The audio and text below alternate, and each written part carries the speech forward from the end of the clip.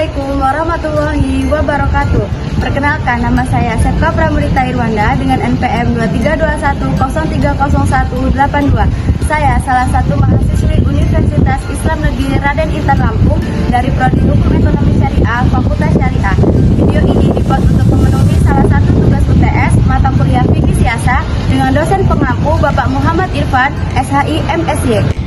Materi pertama yang akan saya bahas yaitu tentang fikih siasa dan siasa syariah. Fikih siasa terdiri dari dua kata bahasa Arab yaitu fikih dan siasa. Fikih secara bahasa adalah pemahaman atau pengetahuan yang mendalam, sedangkan secara istilah, fikih adalah pengetahuan tentang hukum-hukum yang sesuai dengan syara. Sedangkan siasa berasal dari kata sasa yang berarti mengatur, mengurus, dan memerintah, atau bisa juga diartikan sebagai pemerintahan dan politik atau sesuatu yang dapat membuat sebuah kebijakan. Siasa syariah secara bahasa berasal dari kata syara'a yang berarti peraturan atau politik yang bersifat syar'i.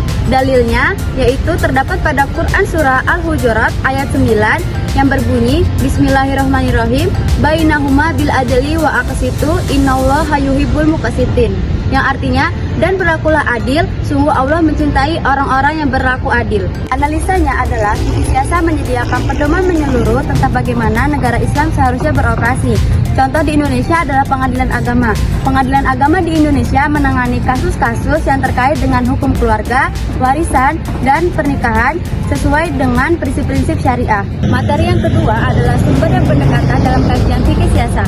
Fikih siasa merupakan disiplin ilmu dalam fikih Islam yang memiliki peran penting dalam pengaturan urusan politik dan pemerintahan yang sesuai dengan prinsip-prinsip Islam. Sumber utama fikih siasa adalah Al-Quran yang terdapat pada surah Asy-Syura ayat 38 tentang keadilan yang berbunyi Bismillahirrahmanirrahim walladzina stajabu lirabbihim wa aqamus shalah wa amruhum syura bainahum wa mimma razaqnahum yunfiqun.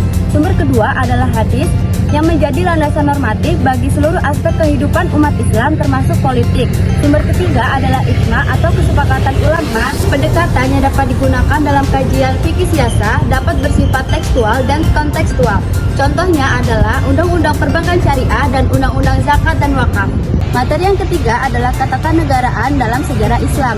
Ketatanegaraan dalam Islam adalah cara mengatur pemerintahan dan masyarakat yang berdasarkan ajaran Islam seperti keadilan dan kesejahteraan yang dimulai sejak masa Nabi Muhammad SAW dan diteruskan oleh para pemimpin setelahnya. Dasar hukumnya terdapat pada Quran surah An-Nahl ayat 90 yang berbunyi Bismillahirrahmanirrahim innallaha ya'murukum bil adli wal ihsan, yang artinya sesungguhnya Allah memerintahkan kamu agar berlaku adil dan berbuat kebajikan. Analisanya adalah yang pertama keadilan dan kesetaraan, yang kedua etika dan moral, yang ketiga musyawarah, yang keempat tanggung jawab pemimpin.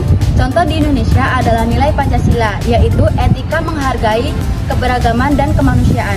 Materi yang keempat adalah konsep penting dalam sejarah pemerintahan Islam. Pada masa Nabi Muhammad, pemerintahan Islam pertama kali berdiri di Madinah setelah hijrah dari Mekah. Pada masa Khulafaur Rasyidin, pemimpinannya berdasarkan musyawarah. Pada masa dinasti Umayyah, berfokus pada perluasan wilayah dan mengabaikan musyawarah. Pada dinasti Abbasiyah, meneruskan sistem birokrasi dalam pemerintahan. Dasar hukumnya, Quran surah An-Nisa ayat 59, Ya ayyuhalladzina amanu ittaqullaha wa atiur rasula wa ulil amri minkum. Analisanya, perkembangan dan penyebaran di Asia Tenggara. Contohnya adalah tradisi musyawarah yang dijalankan oleh pemerintahan kerajaan-kerajaan Islam di Indonesia.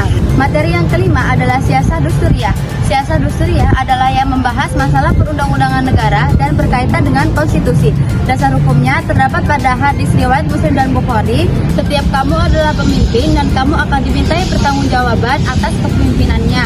Analisanya adalah musyawarah dalam mengambil keputusan, dan contoh di Indonesianya adalah pembentukan Majelis Permusyawaratan Rakyat. Materi yang terakhir adalah siasa dauliyah.